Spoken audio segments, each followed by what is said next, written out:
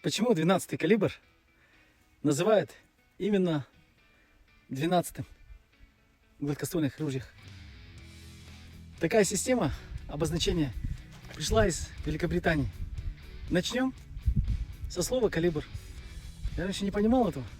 Он означает количество, здесь у меня дробь, а он означает количество круглых сферических пуль, которые можно отлить из одного английского фунта свинца. А 1 фунт, мы знаем, это 453 грамма свинца. Из одного фунта свинца можно отлить 12 пуль по весу 38 грамм. И это будет 1 пуля.